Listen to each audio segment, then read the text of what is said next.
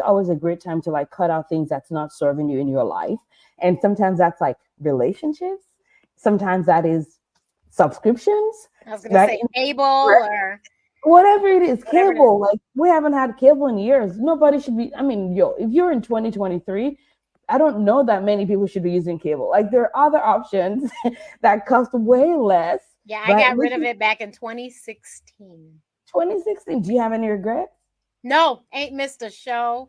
And when I say missed a show, I watch all the same things, and actually, and then some, because the And then system I have has way more than some, my cable did. Yeah. just do it differently. We're willing to ask ourselves, do I need this? And what I tell people is number one is, do I want this? Do I need this?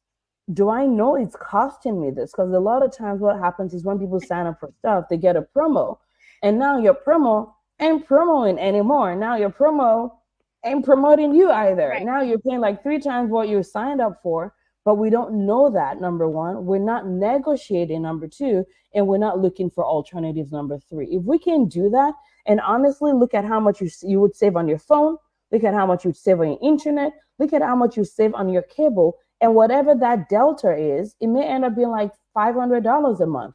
Take that and roll that into whatever Boglehead tells you to do every month, and take advantage of compounding interest, because what Mhm. that does is that money will grow for you without you needing to work harder. You're just choosing differently. So again, make sure you're investing retirement, cut out things that don't serve you. That's number two. And then number three thing is, because this is a time when we're thinking about next year. Number three thing is, if you have like a flexible spending account at your work, which is like account that you can spend the money on stuff for your health, for your That's wellness. the FSA or your HSA. Exactly, exactly. If you have the FSA, definitely HSA, their deadline can be very variable. Some may be December 31st, some may be next year. But if you have access to HSA, it can be a really, really strong investment vehicle for you. And actually, depending on where you are in your seasons of life, I like to use it like an investment account more than a spending account. And that's the HSA, which is different from the FSA. The HSA is usually you can actually invest in there, and that money can grow over time.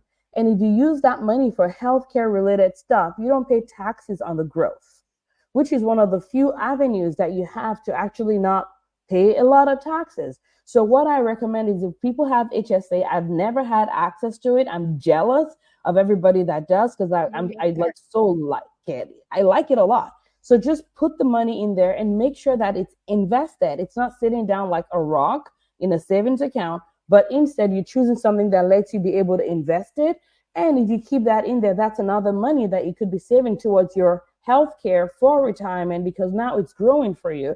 And when you take it out, you don't have to pay taxes on it.